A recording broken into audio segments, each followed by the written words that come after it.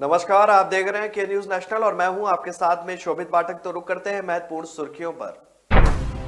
प्रधानमंत्री नरेंद्र मोदी नेताजी सुभाष चंद्र बोस की होलोग्राम प्रतिमा का अनावरण आज करेंगे। उत्तराखंड विधानसभा चुनाव के लिए कांग्रेस ने अपने 53 प्रत्याशियों की पहली सूची जारी कर दी है। देश के महान नायक नेताजी सुभाष चंद्र बोस की जयंती पर राजनीति सरगर्मी तेज हो गई है। पंजाब चुनाव की तारीख जैसे जैसे नजदीक आ रही है, वैसे वैसे राज्य में चुनावी तपिश भी बढ़ती जा रही है।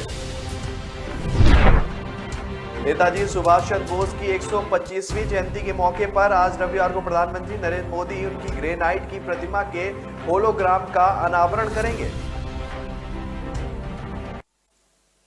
पूरा देश आज नेताजी सुभाष चंद्र बोस की 125वीं जयंती या पराक्रम दिवस मना रहा है। इस मौके पर प्रधानमंत्री नरेंद्र मोदी नेताजी सुभाष चंद्र बोस की होलोग्राम प्रतिमा का अनावरण आज करेंगे। उन्होंने घोषणा की थी कि इंडिया गेट पर नेताजी सुभाष चंद्र बोस की प्रतिमा लगाई जाएगी। प्रधानमंत्री नरेंद्र मोदी ने रविवार को जयंती के मौके पर नेताजी को याद करके उन्हें श्रद्धांजलि दी है।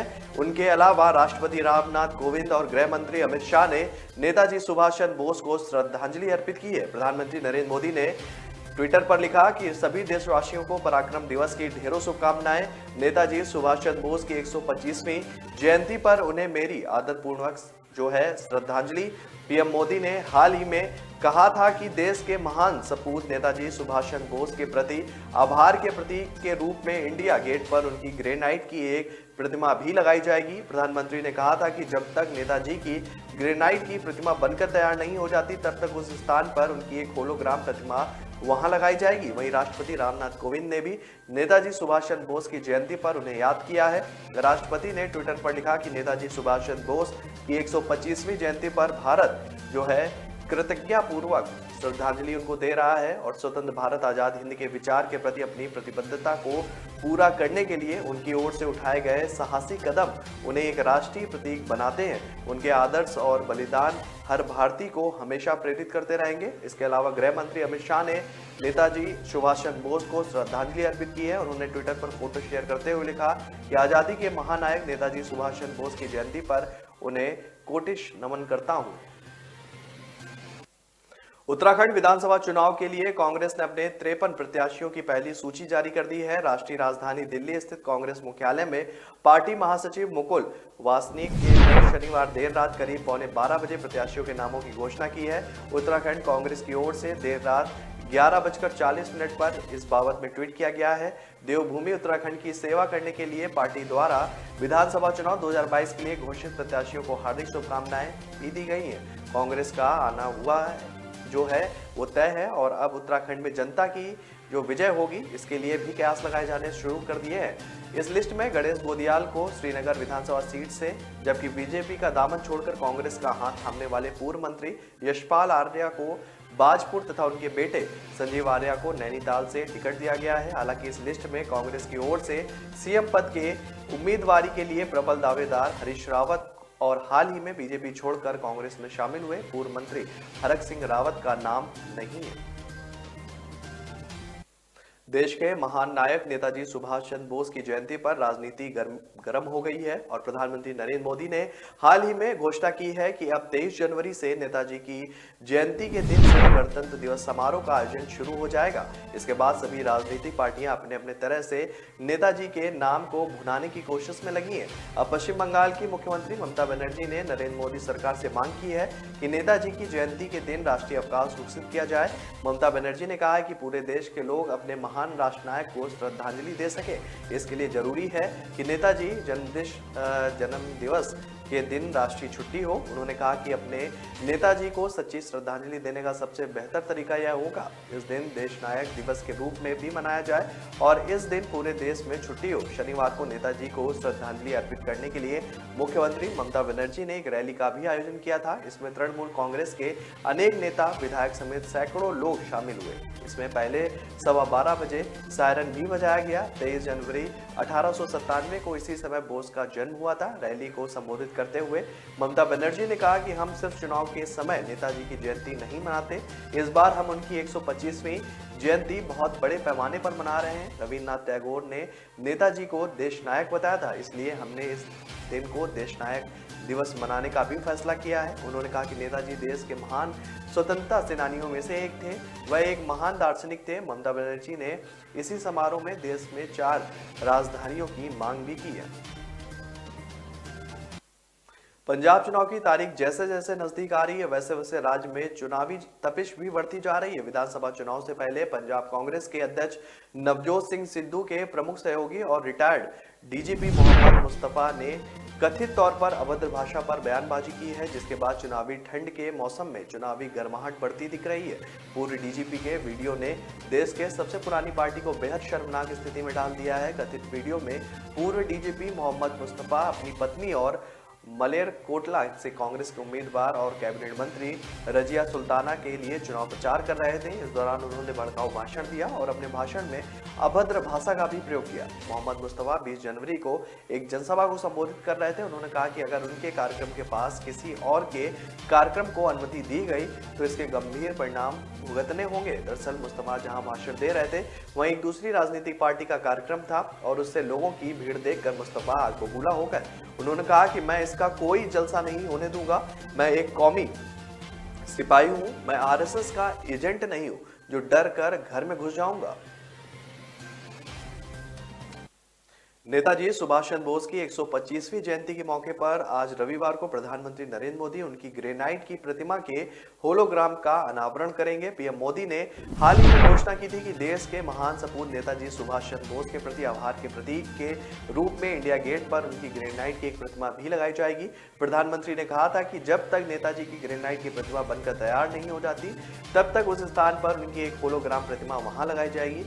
उन्होंने कहा था कि इस होलोग्राम प्रतिमा का वह 23 जनवरी को नेताजी की जयंती के अवसर पर लोकार्पण करेंगे। नेताजी की ग्रेनाइट की प्रतिमा 28 फुट ऊंची और 6 फुट चौड़ी होगी और यह उस मंडप में स्थापित की जाएगी जहां कभी किंग जॉर्ज पंचम की प्रतिमा थी और जिसे 1968 में हटा दिया गया था। प्रधानमंत्री ने एक ट्वीट में कहा था कि ऐसे समय में जब देश नेताजी सुभाष चंद्र बोस की 125वीं जयंती मना रहा है, मुझे आपसे साझा करते हुए खुशी हो रही है कि ग्रेनाइट की बनी उनकी एक भव्य प्रतिमा इंडिया गेट पर स्थापित की जाएगी। यह उनके प्रति देश के आभार का प्रतीक होगी। प्रधानमंत्री कार्यालय की ओर से जारी एक बयान में कहा गया कि बोस की 125वीं जयंती के उपलक्ष्य में वर्ष भर चलने वाले समारोह के एक भाग के तौर पर नेताजी की प्रतिमा को स्थापित किया जाएगा। बयान में कहा गया कि 23 जनवरी को आयोजित कार्यक्रम में पीएम मोदी साल 2019, 2020, 21, 23 के लिए सुभाष चंद्र बोस आपदा प्रबंधन पुरस्कार प्रदान भी करेंगे। तो ब्रेक पर जाने से पहले रुक करते हैं अब तक की सुर्खियों पर। प्रधानमंत्री नरेंद्र मोदी नेताजी सुभाष चंद्र बोस की होलोग्राम प्रतिमा का अनावरण आज करेंगे। उत्तराखंड विधानसभा चुनाव के लिए कांग्रेस ने अपने 53 प्रत्याशियों की पहली सूची जारी कर दी है। देश के महान नायक नेताजी सुभाष चंद्र बोस की जयंती पर राजनीति सरगर्मी तेज हो गई है।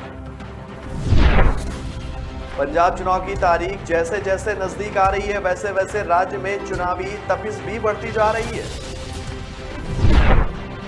नेताजी सुभाष चंद्र बोस की 125वीं जयंती के मौके पर आज रविवार को प्रधानमंत्री नरेंद्र मोदी उनकी ग्रेनाइट की प्रतिमा के होलोग्राम का अनावरण करेंगे। न ऐश का न द्वेष का, यह दंगल है देश का। सुलगती समस्याओं के जुलसते सवालों का होगा दंगल देश का। प्रशासन के प्रश्नों को लेकर होगा दंगल देश का। शिक्षा, स्वास्थ्य, समाज, कानून और व्यवस्था के आज क्या है हालात। सोमवार से शुक्रवार रोज रात 8 बजे जलपा क्षत्रिय के साथ दंगल देश का।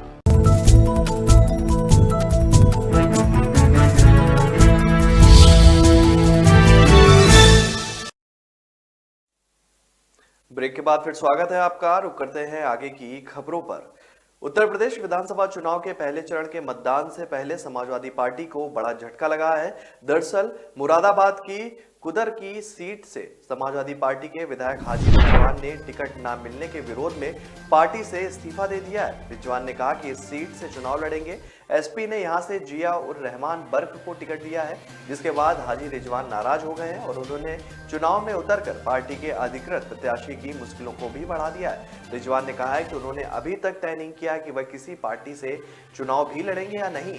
उन्होंने अपने क्षेत्र से चुनाव लड़ने का वादा किया है। उन्होंने कहा है कि जब वह लखनऊ में पार्टी अध्यक्ष अखिलेश यादव से मिले तो उन्होंने अगला लोकसभा चुनाव लड़ने की बात कही। हाजी रिजवान ने कहा कि वह 4 बार विधानसभा चुनाव जीत चुके हैं और क्षेत्र में कड़ी मेहनत कर चुके हैं, लेकिन पार्टी ने उन लोगों को टिकट दिया है जिनका इस क्षेत्र से कोई भी सरोकार नहीं है और ऊपर से आने वाले लोगों को टिकट दिया जा रहा है। रिजवान ने कहा कि अब वह सीट से चुनाव जीतेंगे और टिकट काटने वालों से सवाल पूछेंगे। वहीं शनिवार को यूपी चुनाव के लिए पार्टी ने स्टार प्रचारकों की लिस्ट भी जारी की है। इस लिस्ट में पार्टी ने अन्य सहयोगी दलों के नेताओं का नाम शामिल नहीं किया है, लिहाजा इसमें प्रगतिशील समाजवादी पार्टी के अध्यक्ष शिवपाल सिंह का भी नाम शामिल नहीं है। हालांकि इस लिस्ट में हाल ही में एसपी में शामिल हुए स्वामी प्रसाद मौर्य का नाम शामिल है। आपको बता दें कि उत्तर प्रदेश में 7 चरणों में चुनाव होंगे। यूपी में इन चरणों के तहत 10 फरवरी, 14 फरवरी, 20 फरवरी, 23 फरवरी, 27 फरवरी, 3 मार्च और 7 मार्च को मतदान होगा और 10 मार्च को चुनाव नतीजे सभी के सामने आएंगे। यूपी में होने वाले विधानसभा चुनाव को लेकर चुनाव आयोग ने फिजिकल रैलियों और रोड शो पर प्रतिबंध बढ़ा दिया है। चुनाव आयोग के मुताबिक अब 31 जनवरी तक कोई भी राजनीतिक दल फिजिकल रैली और रोड शो नहीं कर सकेगा। हालांकि चुनाव आयोग ने पब्लिक मीटिंग को मंजूरी दे दी है। आयोग ने डोर टू डोर कैंपेन करने के लिए 5 लोगों की संख्या को बढ़ाकर 10 कर दिया है। यह छूट पहले चरण के प्रत्याशियों के लिए 28 जनवरी और दूसरे चरण के लिए 1 फरवरी से लागू होगी। दूसरे चरण के चुनाव लड़ने वाले उम्मीदवारों को 31 जनवरी 2022 को अंतिम रूप दिया जाएगा। इसलिए चुनाव आयोग ने राजनीतिक दलों या उम्मीदवारों को पब्लिक मीटिंग की अनुमति देने का फैसला लिया है। इस दौरान अधिकतम 500 लोगों या जगह के हिसाब से 50% क्षमता के साथ एसडीएम द्वारा निर्धारित सीमा के हिसाब से सार्वजनिक सभाओं को इजाजत दी गई है। 1 फरवरी से 12 फरवरी तक ये सभाएं की जा सकेंगी। चुनाव आयोग ने निर्देश दिए हैं कि राजनीतिक दलों और उम्मीदवारों को कोरोना नियमों का पालन सुनिश्चित करना होगा। वहीं उचित व्यवहार, दिशा निर्देश और आचार संहिता के साथ ही चुनाव के संबंधित गतिविधियां संचालित करनी होगी। चुनाव आयोग की तरफ से कहा गया है कि नामित की पहचान करना और उन्हें सूचना देने की जिम्मेदारी संबंधित डीईओ की होगी। चुनाव आयोग ने कहा है कि वह फिर से स्थिति की समीक्षा करेगा और भविष्य में फिजिकल रैलियों की इजाजत दी जाए या नहीं, इस पर भी विचार किया जाएगा।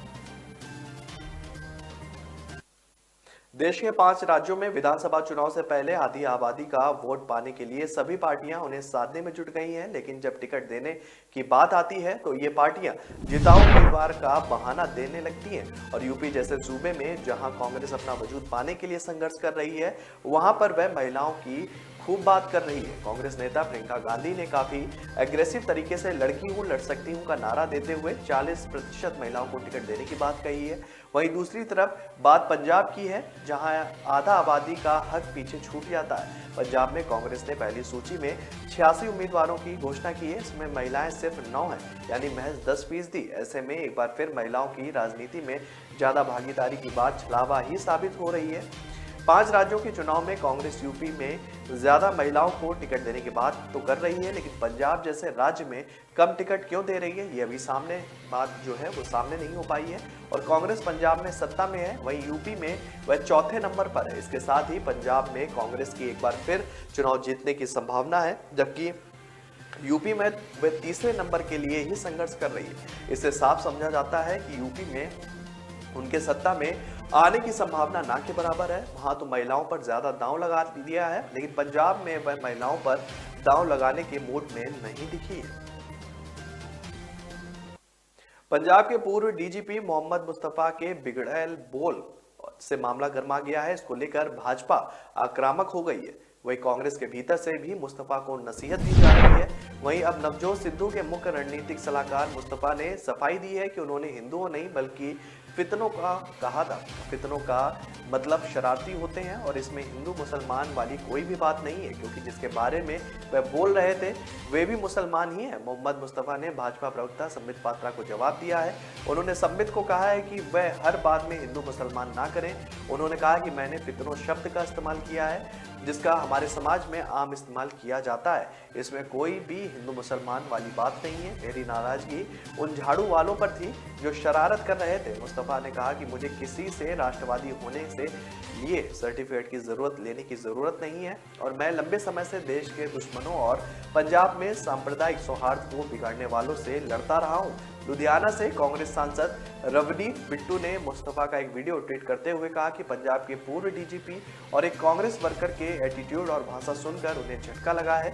पंजाब धार्मिक सौहार्द का सबसे बढ़िया उदाहरण है, जहां सिख, हिंदू, ईसाई और मुस्लिम एक समुदाय की तरह रहते हैं। मुस्तफा के शब्द न केवल सांप्रदायिक सौहार्द के लिए नुकसानदेह हैं, बल्कि कांग्रेस के सेकुलर आदर्श के उलट भी हैं। हिंसा के इस उकसावे को बर्दाश्त नहीं किया जा सकेगा। कोई भी चुनाव पंजाब की शांति से बड़ा नहीं है। मुस्तफा को खुद इस बारे में माफी मांगनी होगी। समाजवादी पार्टी ने अपने स्टार प्रचारकों की सूची जारी कर दी है। 30 लोगों की सूची पार्टी महासचिव प्रोफेसर रामगोपाल यादव की तरफ से चुनाव आयोग को भेजी गई है, जहां से चुनाव आयोग ने अपनी सहमति दे दी है। एक बार फिर इस सूची में सबसे पहला नाम पूर्व मुख्यमंत्री और सपा समीक्षक मुलायम सिंह यादव का है। सूची में शुरू के 6 नाम में 4 नाम मुलायम परिवार से हैं। इसके बाद अखिलेश यादव इस सूची में सबसे बड़े स्टार प्रचारक के रूप में है।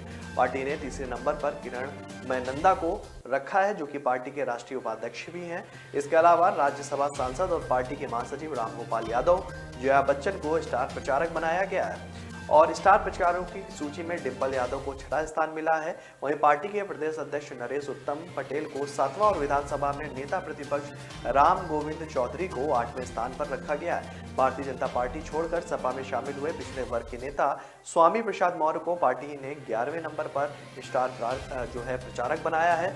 रामजी लाल सुगन, रमेश प्रजापति, हरेंद्र मलिक, राजपाल कश्यप, जावेद अली बेग, राजीव राय, राम असारे विश्वकर्मा और जगपाल दास गुर्जर, श्यामलाल पाल, सुधीर पवार, तेजिंदर सिंह, मिठाई लाल भारती, मोहम्मद फहद और प्रदीप तिवारी, सिद्धार्थ सिंह, राहुल भारती, किरण पाल कश्यप, सुधाकर कश्यप, बच्ची सैनी, हरिश्चंद्र प्रजापति, विनय पाल को स्टार प्रचारक की सूची में रखा गया है। तो ब्रेक पर जाने से पहले रुक करते हैं अब तक की सुर्खियों पर। प्रधानमंत्री नरेंद्र मोदी नेताजी सुभाष चंद्र बोस की होलोग्राम प्रतिमा का अनावरण आज करेंगे। उत्तराखंड विधानसभा चुनाव के लिए कांग्रेस ने अपने 53 प्रत्याशियों की पहली सूची जारी कर दी है।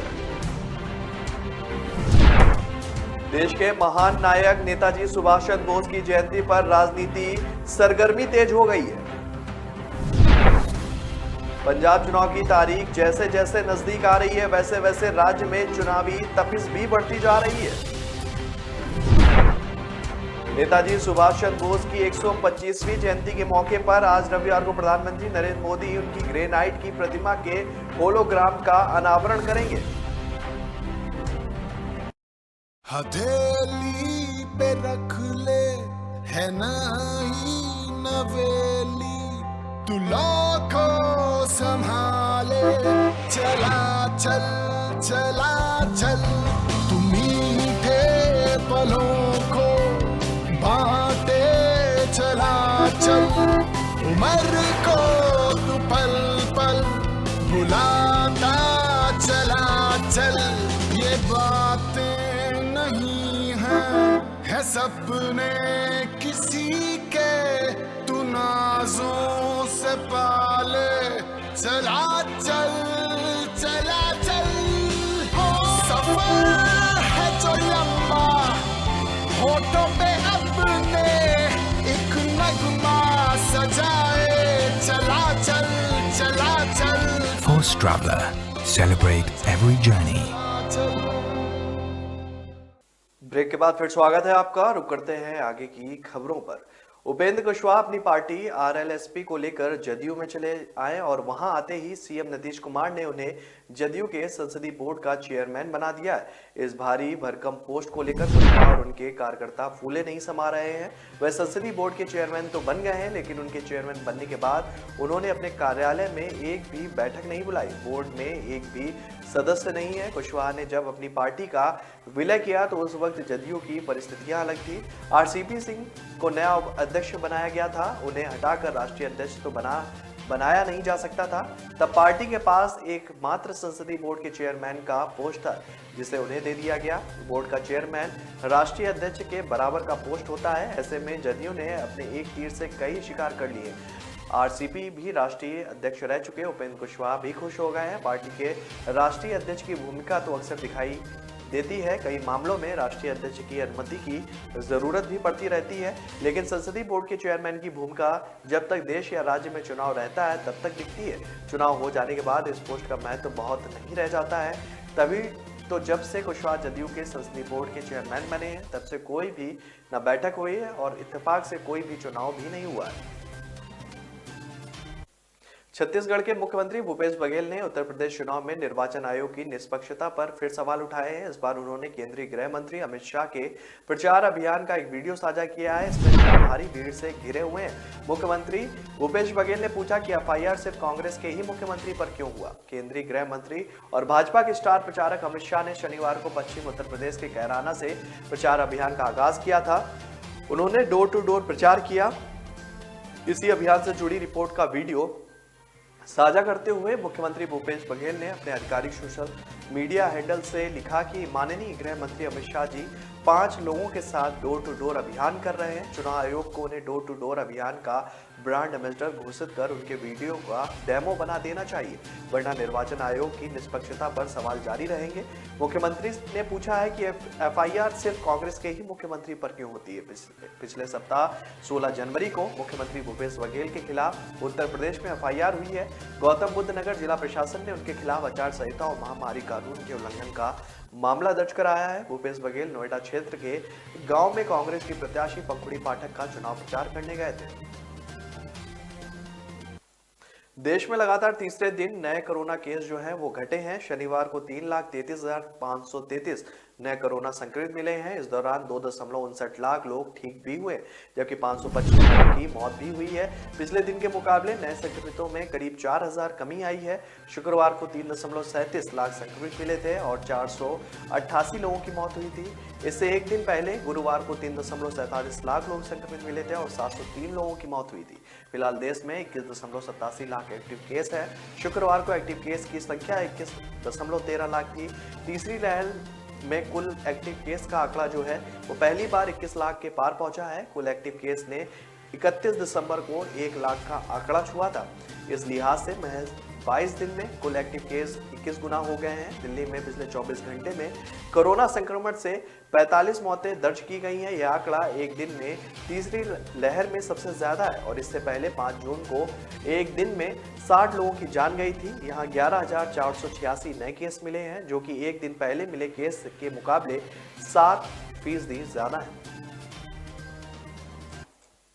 आरपीएफ हेड कांस्टेबल 2 बुजुर्गों का रेलवे स्टेशन पर सोना इतना नागवार गुजरा कि उसने दोनों को लात घूंसे मारे और गालियां भी दी। घटना का एक वीडियो भी सामने आया है। वीडियो नागौर के मकराना रेलवे स्टेशन का है। RPF head constable Ram Pratap station पर सो रहे 2 बुजुर्गों पर बेरहमी से लात घूंसे बरसा रहा है और गालियां भी दे रहा है। जिस बुजुर्गों की पिटाई की उसमें से एक का शव रेलवे स्टेशन के मुसाफिर खाने में मिला है। मौत के बाद मामले ने तूल पकड़ लिया है। हालांकि अधिकारी ने दावा करना है कि मौत पिटाई से कोई भी लेना देना नहीं है। इसके बाद देर शाम हेड कांस्टेबल को सस्पेंड भी कर दिया गया। वीडियो करीब 2 से 3 दिन पुराना बताया जा रहा है। मकराना रेलवे स्टेशन पर सो रहे 2 बुजुर्ग से जो ये वीडियो है उसे हाथापाई का भी सामने आया है। RPF head constable Ram Pratap आया और सोते हुए बुजुर्गों को पीटने लगा, लात घूंसे भी मारने लगा। हेड कांस्टेबल लगातार इनके मुंह पर लात मारते दिख रहा है। वहां मौजूद कुछ लोगों ने रोकने की भी कोशिश की, लेकिन हेड कांस्टेबल जो है वो नहीं माना। लोगों ने टोका भी तो इतना मारेंगे कि मर जाओगे, ये उसके शब्द थे। इसके बाद भी हेड कांस्टेबल गालियां देते हुए और मुंह पर लात घूंसे उसने मारने जो है वो जारी रखे। विराट कोहली के स्टेट टीम जो है और कप्तानी से इस्तीफा देने पर पाकिस्तान के पूर्व क्रिकेटर शोएब अख्तर भी कूद पड़े हैं। उन्होंने कहा कि विराट कोहली ने टेस्ट कप्तानी छोड़ी नहीं बल्कि उनसे छुड़वाई गई है। अख्तर ने मस्कट से legend cricket league Asia Lions की तरफ से खेल रहे हैं। शोएब ने पत्रकारों से बातचीत में कहा कि विराट कोहली ने खुद कप्तानी नहीं छोड़ी है, उन्हें ऐसा करने के लिए मजबूर किया गया है। यह सब जानते हैं कि उनके लिए वक्त फिलहाल अच्छा नहीं चल रहा है, लेकिन वो मानसिक तौर पर काफी मजबूत हैं। उनकी काबिलियत पर शायद ही किसी को शक है। वो महान क्रिकेटर हैं। अचानक यह सब होना उनके लिए किसी झटके से कम नहीं है। अख्तर ने आगे कहा कि विराट को सब कुछ भूलकर आगे बढ़ना चाहिए। पीछे उनके साथ क्या हुआ उस पर ध्यान देने की बजाय उन्हें आगे बढ़ना चाहिए और अपने खेल पर ध्यान देना चाहिए। मुझे विश्वास है कि वे जल्द ही वापसी कर जाएंगे। उन्होंने विराट कोहली के खराब फॉर्म पर कहा कि कोहली बॉटम हेड से ज्यादा खेलते हैं। जब वह आउट फॉर्म होते हैं तो यह परेशानी नजर आने लगती है। वो बल्लेबाज हैं और उन्हें काफी कुछ हासिल किया है। मुझे विश्वास है कि वह बुरे दौर से निकलकर वापसी कर लेंगे। बड़ा खिलाड़ी ही गिरता है और उसके लिए भी यह मौका है कि वो खुद को और बेहतर साबित करे। उन्हें सभी विवाद को भुलाकर आगे बढ़ने पर ध्यान देना चाहिए। तो फिलहाल इस बुलेटिन में मेरे साथ इतना ही। आगे की खबरों के लिए बने रहिए के न्यूज नेशनल के साथ। नमस्कार। प्रधानमंत्री नरेंद्र मोदी नेताजी सुभाष चंद्र बोस की होलोग्राम प्रतिमा का अनावरण आज करेंगे। उत्तराखंड विधानसभा चुनाव के लिए कांग्रेस ने अपने 53 प्रत्याशियों की पहली सूची जारी कर दी है। देश के महान नायक नेताजी सुभाष चंद्र बोस की जयंती पर राजनीति सरगर्मी तेज हो गई है। पंजाब चुनाव की तारीख जैसे जैसे नजदीक आ रही है, वैसे वैसे राज्य में चुनावी तपिश भी बढ़ती जा रही है।